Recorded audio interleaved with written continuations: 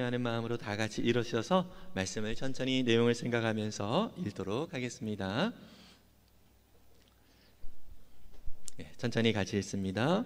내가 디모데를 속히 너희에게 보내기를 주 안에서 바람은 너희의 사정을 알므로 안위를 받으려 함이니, 이는 뜻을 같이하여 너희 사정을 진실히 생각할 자가 이밖에 내게 없음이라.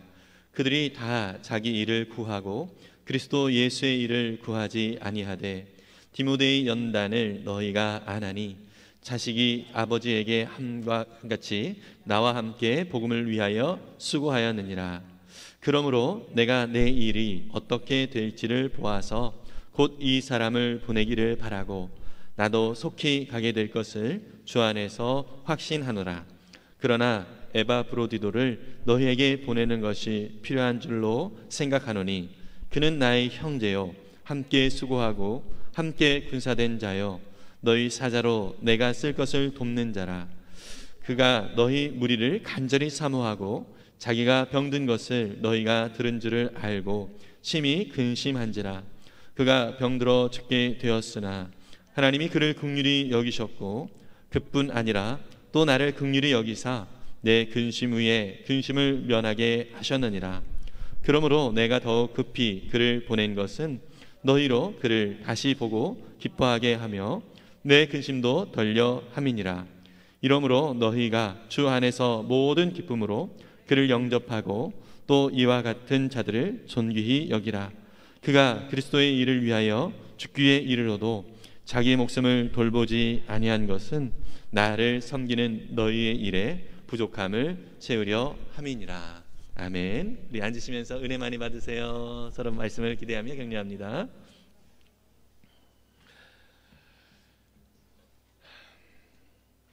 네, 오늘 빌립보서를 살펴보면서 특별히 빌립보서를 쓴 인물이 바로 이제 바울인데요. 이 바울이 본인의 복음을 위하여, 복음의 사역을 위하여 애썼던 동역자들을 어떻게 여기고 또 어떻게 생각하고 있는가를 통해서 우리에게 주시는 메시지를 함께 보기를 원합니다. 빌립보서 하면 여러분들 혹시 생각나는 이미지가 있습니까?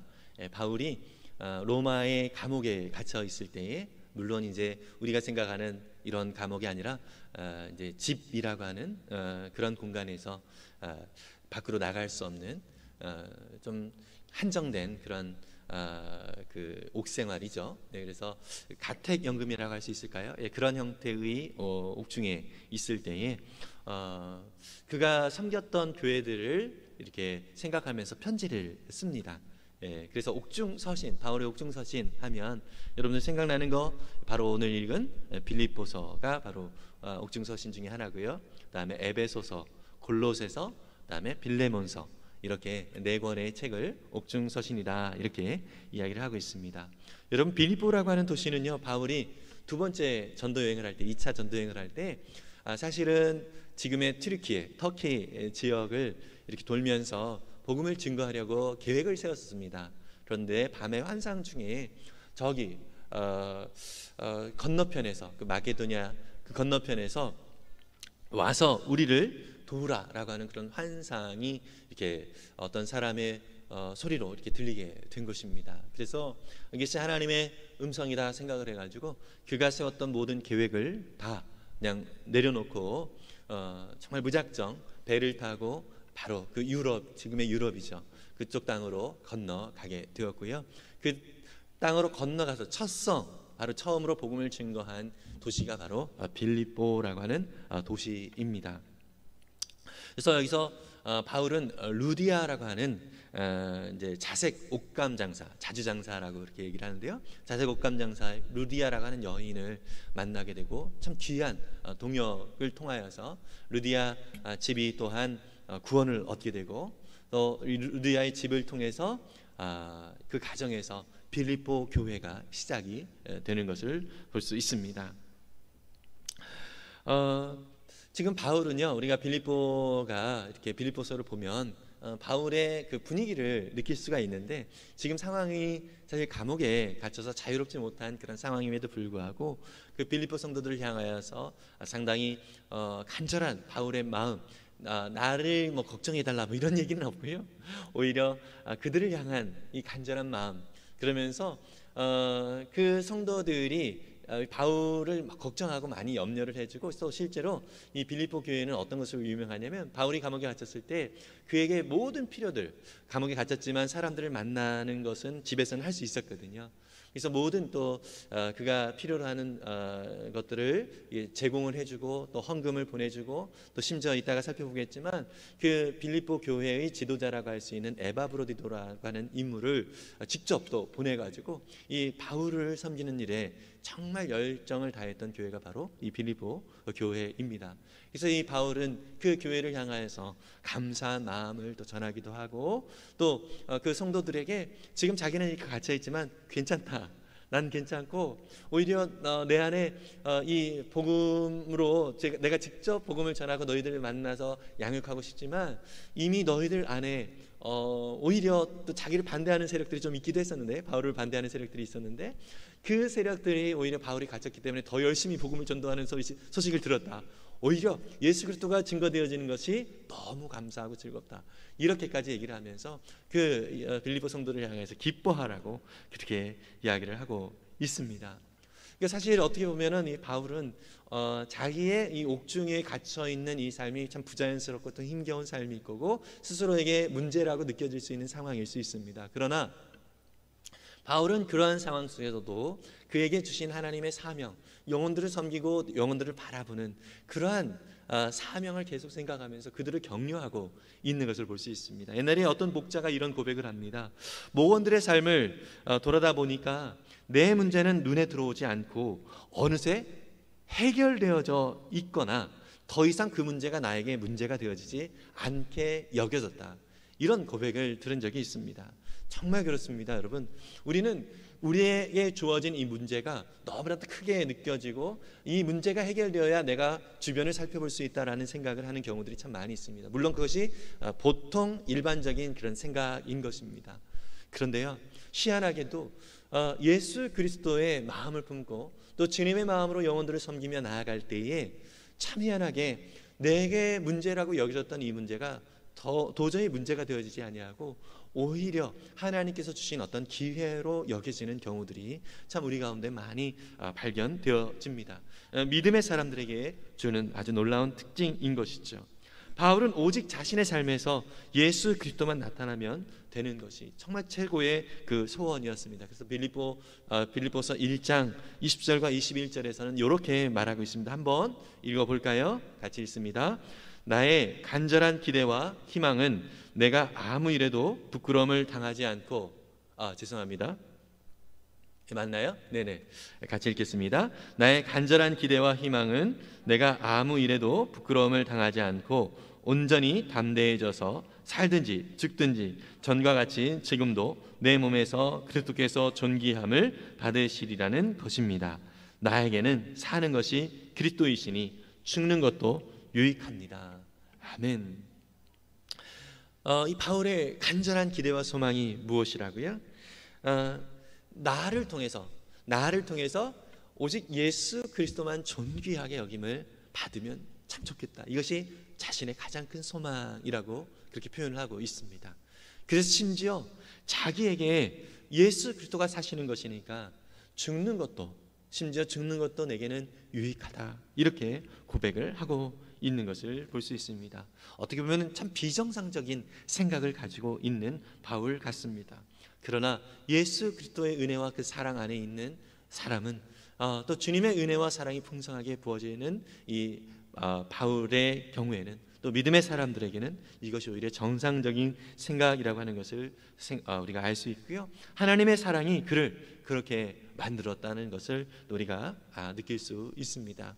결국 주님의 그 사랑이 나를 회복할 뿐만 아니라 정말 내 안에서 정말 하나님의 사랑이 나타나고 증거되어지는 것을 최고의 삶의 이유로 삼고 있는 그 모습이 정말 우리 믿음의 사람들에게는 정말 최고의 그런 소원이라는 것을 우리 바울을 통하여 살펴볼 수 있지요.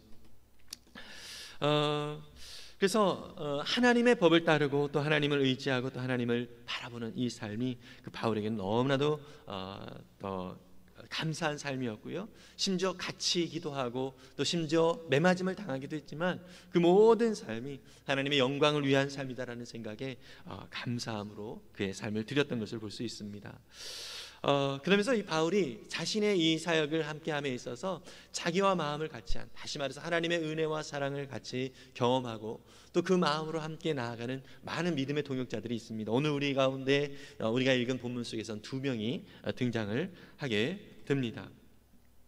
그게 바로 이제 첫 번째로 디모데였고요. 또 두 번째로 에바브로디도라고 하는 빌립보 교회의 지도자가 바로 그런 인물입니다.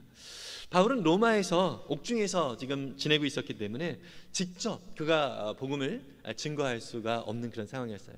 자유롭지가 못했습니다. 그래서 이 바울의 마음은 어떤 거였죠?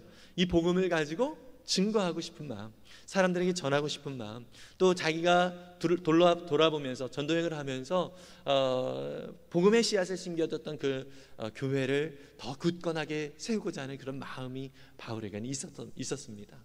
그런데 지금 당장 자기는 그렇게 할 수 없지만 자기와 같은 마음을 가진 사람, 자기와 같은 마음을 가진 그러한 사람을 세워서 그 복음을 전하려고 애를 썼던 것을 우리는 볼 수 있습니다. 그래서 바울은 디모데를 고린도 교회에 그 파송을 하게 되기도 합니다. 이 디모데는 자기의 아들과 같은 그런 사람이었고요. 또 자신의 분심처럼, 자기의 마음처럼 그렇게 행동을 했던 사람이 바로 디모데였다는 것을 알 수 있습니다. 그래서 디모데를 자신의 제자임에도 불구하고 참 아들이다라고도 이렇게 표현을 하기도 하고요.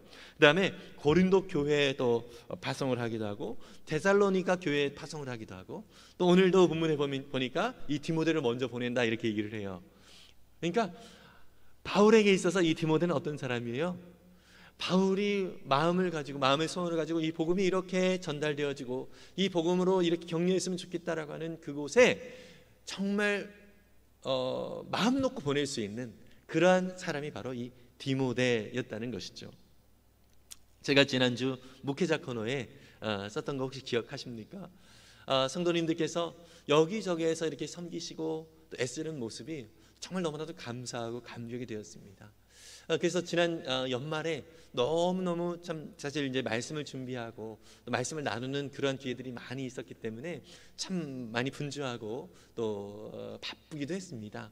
그런데 교회 구석구석에서 각자 주어진 역할들을 정말 애쓰고 또 섬기고 또 기쁨으로 그 역할들을 감당하는 그 모습을 보니까 너무너무 감사하고 또 감동이 됩니다.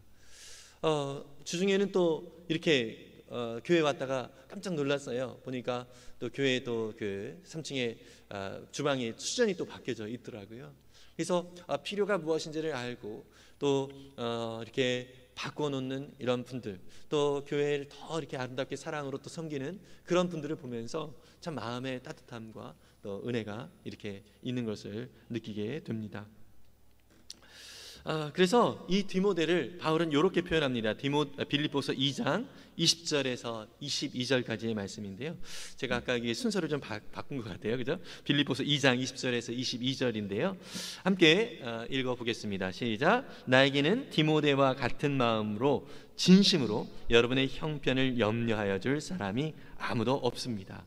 모두 다 자기의 일에만 관심이 있고 그리스도 예수의 일에는 관심이 없습니다.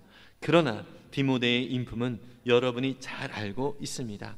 그는 자식이 아버지에게 하듯이 복음을 위하여 나와 함께 봉사하였습니다. 정말 디모데와 같은 마음으로 진심으로 여러분의 형편을 염려하고 또 여러분들과 함께 해줄 사람이 없다. 정말 이 바울에게 있어서는 이 디모데가 너무나도 귀한 믿음의 동역자였다는 것이죠. 디모데의 말을 전달을 받을 때 그것이 믿음직스럽고 또 그것을 인해서 기뻐하는 이 바울의 모습을 우리가 상상을 해볼 수가 있는 것입니다. 디모데는 이렇게 바울의 마음과 동일한 마음으로 영혼들을 바라보는 그러한 사람이었습니다. 또 디모데는 바울과 같은 마음으로 성도들의 사정을 진실하게 생각하고 자기의 유익을 구하지 않고 오직 예수 그리스도의 일만 구하는 그러한 사람이었습니다. 여러분, 이것이 사실 바울도 그런 사람이었잖아요. 자기 유익을 구하지 아니하고 오직 자신을 통하여 예수 그리스도가 증거되어지는 것이 기쁨이 되었던 것처럼 디모데도 역시 자신의 유익과 만족을 위하여 사는 자가 아니라 오직 예수 그리스도의 그 은혜만을 증거하는 것에 기쁨과 감사로 여기는 그러한 인물이었다는 것을 바울은 그렇게 고백하고 이 디모데를 그래서 전적으로 신뢰하며 나아갔던 것이죠.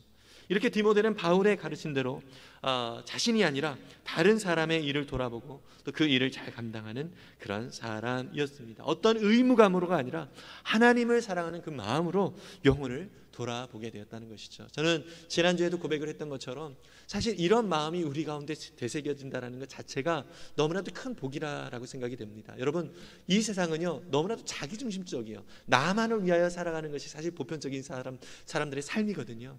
그런데 이러한 세상 속에서 누군가를 생각하고 그 영혼을 돌보기를 원하고 또 그를 사랑하고 섬기고자 하는 그런 마음이 내 안에 생긴다라고 하는 것은 사실 우리가 가질 수 있는 마음이 아닌 것입니다. 그 마음이 우리 가운데 생긴다라고 하는 것은 이것은 전적으로 우리 안에 역사하시는 성령 하나님께서 주시는 마음이다라는 것이죠. 여러분, 혹시 그런 마음이 저와 여러분들이 가운데 있다면 부담스럽게 생각하지 말고 감사할 수 있기를 바랍니다. 정말 감사한 일이에요. 우리로서는 그런 마음을 도저히 가질 수가 없는 자들입니다. 그런데 하나님이 그런 마음을 주셨어요. 영혼들을 생각하면서 믿음의 형제자매들을 생각하면서 격려하고 또 염려하고 또 그를 돌보고자 하는 마음이 내 안에 있다라고 하는 것은 이것은 하나님의 은혜가 우리 가운데 풍성하게 임하고 있다라는 것이고 하나님의 사랑이 우리 가운데 넘치고 있다라고 하는 그러한 의미인 것입니다. 여러분, 그래서 우리 교회에 이런 분들이 많이 있다는 것이 너무나도 저는 감사합니다. 어떤 때는 목사인 저가 참 부끄러울 정도로 한 영혼 한 영혼을 바라보면서 섬기는 그러한 분들이 많이 있는 것을 보면서 정말 하나님께서 이러한 믿음의 사람들을 볼 수 있도록 은혜를 주셨다는 것 자체가 제게 너무나도 큰 축복이다라는 생각을 하게 됩니다. 잠언 25장 13절은 하나님의 마음을 이렇게 시원하게 해주는 사람이 있다라고 얘기를 하는데요. 한번 읽어볼까요? 같이 읽습니다. 믿음직한 심부름꾼은 그를 보낸 주인에게는 무더운 추수때의 시원한 냉수와 같아서 그 주인의 마음을 시원하게 해준다. 여러분, 정말 목마르고 무더울 때에 냉수 한 잔 마셔본 적 있습니까? 예? 저는 그 아이스 아메리카노를 많이 좋아하는데요. 요즘은 안 먹지만 정말 특히 더울 때 이 시원한 그 아이스 아메리카노 딱 마시면 그 느낌, 그 기분 정말 좋습니다. 여러분, 하나님의 마음이 이렇게 충성스럽게 믿음으로 섬기는 자들을 바라보면서 이런 마음이라는 거죠. 무더운 여름에 냉수를 마시는 것과 같이 정말 시원한 그러한 마음이 바로 우리 하나님께 저와 여러분들을 바라보면서 그런 하나님의 마음이 있기를 간절히 바랍니다. 여러분, 너무나도 안타까운 우리가 소식을, 우리 권기동 선교사님 소식을 들었지만 사실 우리 선교사님의 삶이 하나님의 그 마음을 이렇게 시원하게 해드리는 그런 삶이었다라고 믿습니다. 정말 필리핀에도 많은 도시가 있거든요. 그럼에도 불구하고 복음이 전해지지 않은 그 오지를 향해서, 그 시골 마을을 향해서 심지어 반군이 있는 그런 위험한 지역에까지 그냥 믿음으로 가신 거예요. 그동안 사실 거의 30년 가까이 하나님께서 보호해 주셨지만 사실 이제는 하나님께서 또 이 선교사님의 정말 이 씨앗이 그곳에 필요했는지 이 선교사님을 정말 부르신 것 같습니다. 여러분, 그래서 우리가 거기 어떡하냐라는 걱정을 할 것이 아니라 오히려 하나님께서 이루신 놀라운 일들을 기대하면서 믿음으로 나아가는 저와 여러분들이 될 수 있기를 바랍니다. 여러분, 그 사실을 아십니까? 우리나라도요, 참 예전에 복음이 처음 들어올 때 오지였잖아요. 오지였습니다. 어떤 한 여자 선교사가 우리나라에 와서 그냥 풍토병에 걸려서 언어를 배우다가 그냥 죽었어요. 근데 그 선교사를 파송한 그 선교회 청년들이 함께 기도하면서 뒤에 많은 선교사들이 그 여선교사 하나로 인하여서 이 땅에 정말로 복음을 들고 오게 되었다는 사실을 우리는 잊지 말아야 합니다. 여러분, 저 기도는 땅도 그렇게 하나님께서 일하실 줄 믿습니다. 하나님의 놀라운 역사와 인도하심이, 비록 선교사님은 주님의 부르심을 받았지만 하나님께서 이루어 가실 놀라운 또 새로운 계획이 그 땅 가운데 있음을 믿습니다. 우리는 바로 이렇게 하나님의 동역자들입니다. 우리는 물론 우리 선교사님처럼 이렇게 순교하고 아주 거창한 또 하나님의 그 나라와 영광을 위하여서 믿음으로 나아갈 수 있는 그런 모습도 사실 우리 가운데 필요할 수 있겠지만, 여러분, 사실 우리가 있는 모든 자리가 하나님이 부르신 자리라는 사실을 꼭 인식할 수 있기를 바랍니다. 그래서 거창한 것이 아니어도 됩니다. 엘리베이터의 문이 닫히는 순간 엘리베이터를 타려고 하는 분을 위하여 잠깐 기다려준다는 것, 여러분, 이것도 주님의 마음으로 영혼들을 섬기는 것이라는 사실을 믿으시길 바랍니다. 당장 오늘부터 저와 우리가 정말 하나님의 마음으로 할 수 있는 일들인 것이죠. 택배 상자를 전달해 주느라고 수고하는 분들에게 따뜻한 미소와 감사의 인사를 드리는 것, 여러분, 이것이 주님의 사명을 감당하는 자의 모습인 것입니다. 카페에서 커피를 전달을 받을 때 아르바이트라는 청년에게 정말 고맙습니다라고 미소를 지으면서 그 청년을 또 이렇게 사랑하는 마음으로, 또 섬기는 마음으로, 이렇게 또 격려하는 마음으로 대하는 것. 혹시 반대일 수도 있죠. 자신이 또 카페에서 아르바이트를 한다면 손님들에게 정말 주님의 마음으로 그렇게 섬기는 것, 이것이 바로 이 땅 가운데서 주님께서 저와 여러분들이 살아가는 또 삶의 모습이죠. 교회 안에서 정말 너무나도 귀한 아름다운 그런 믿음의 손길들이 참 많이 보게 되고요. 또 이 교회뿐만 아니라 우리가 살아가는 삶의 모든 삶의 현장 속에서 또 하나님의 삶으로, 또 하나님의 마음으로 영혼들을 바라보는 것은 바로 무더운 날에 하나님께 시원한 냉수를 드리는 것과 같은 그러한 모습이라고 하는 것이죠. 여러분, 바울은 이렇게 복음을 증거하는 자로 하나님의 그 사랑이 자기 안에 있었기 때문에 그 사랑을 정말 주체할 수가 없었던 거예요. 보통 우리는요, 예수님을 믿을 때 많은 종교 생활을 하는 사람들이 그렇잖아요. 내 삶을 이렇게 축복해 주십시오, 이렇게 축복해 주십시오, 이렇게 채워 주십시오, 이런 것들을 사실 요구를 많이 해요. 그죠? 종교 생활을 하는 사람들이 바로 그런 부분들을 많이 하는데, 물론 하나님도 그렇게 우리 가운데 채워 주시는 분이에요. 여러분, 그러나 이 사랑은요, 우리 하나님의 사랑은요, 그냥 우리 안에 머물지 않습니다. 믿으십니까? 차고 넘치게 되어지는 거예요. 여러분, 비 오는 날 이 구덩이에 물이 채워지면 어떻게 되죠? 더 채워지면 어떻게 돼요? 흘러서 넘쳐나서 다른 곳으로 흐르게 되어지잖아요. 여러분, 하나님의 사랑은 이렇습니다. 믿으십니까?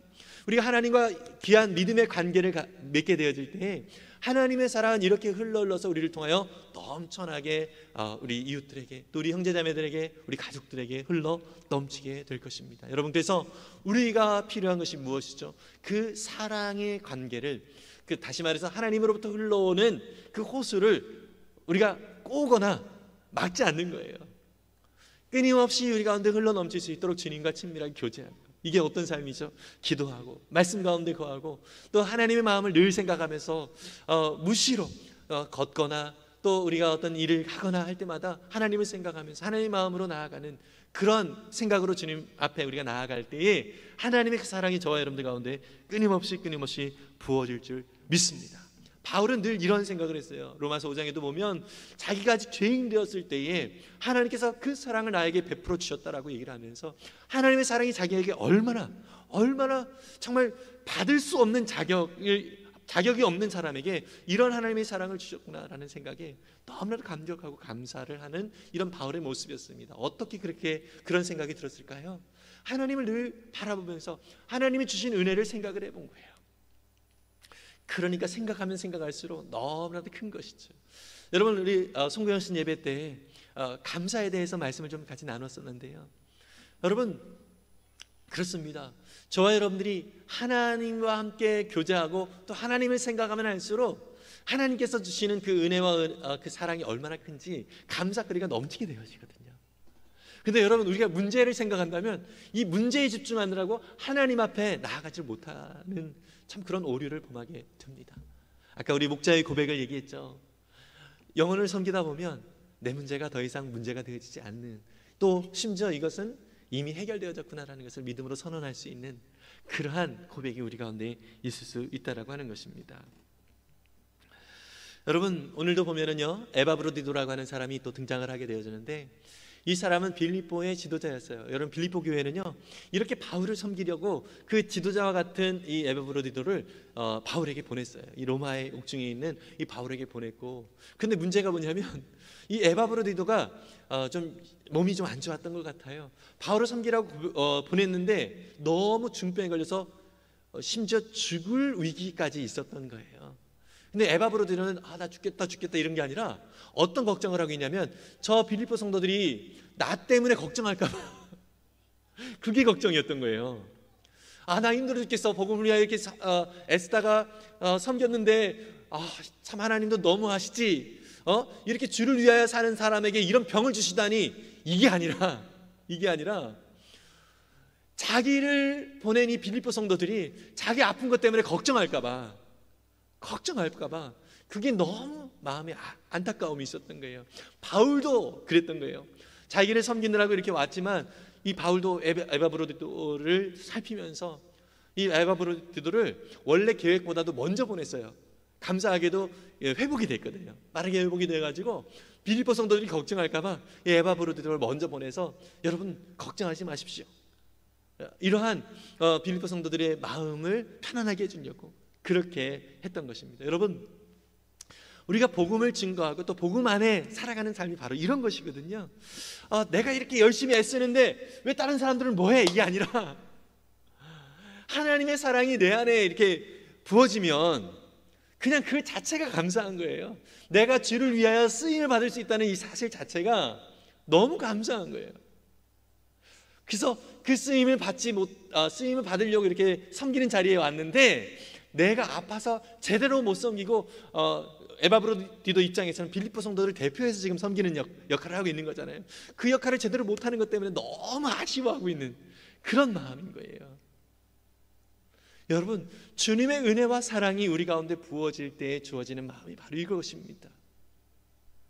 물론 우리가 인간적인 마음으로 하나님, 내가 이렇게 주님을 섬기려고 애썼는데 왜 이 모양 이 꼴이에요? 이렇게 생각하고 나아갈 때가 있기도 합니다.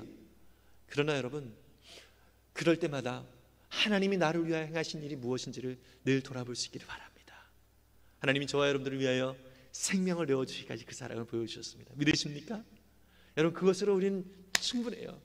여러분, 너무나도 즐거운 일이 생겼을 때, 너무나도 감사한 일이 생겼을 때 사람들이 표현하는 말이 뭐죠?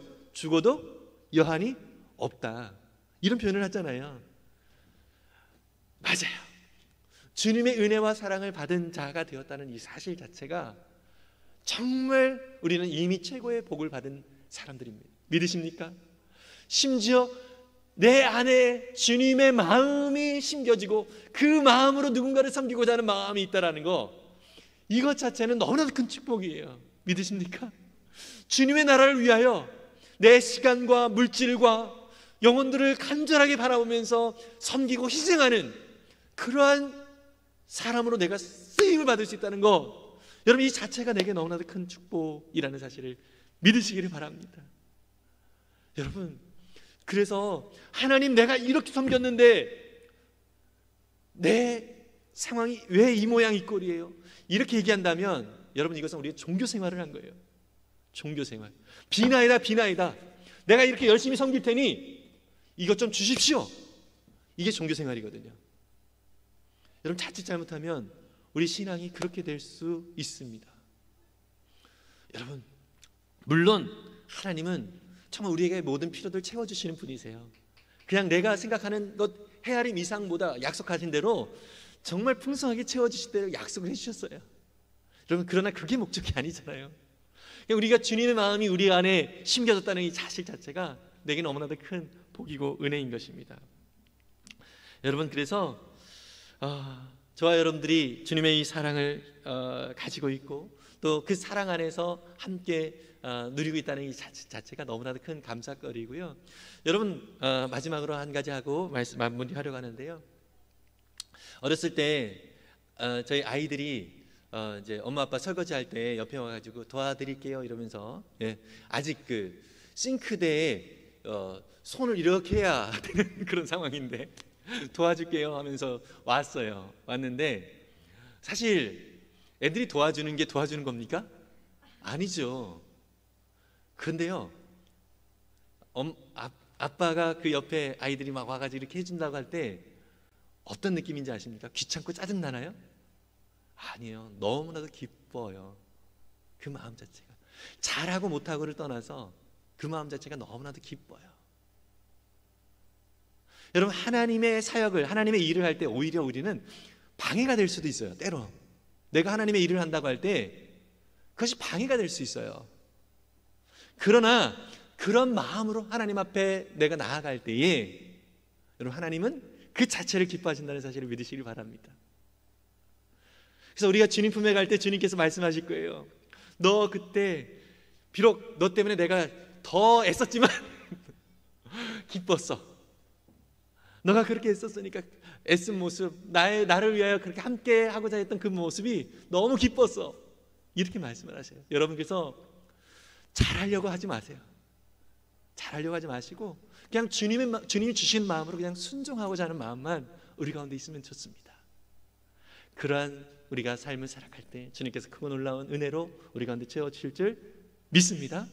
그런 은혜를 또 소망하면서 나아가는 우리 모두가 될 수 있기를 간절히 바랍니다. 이 시간 우리 함께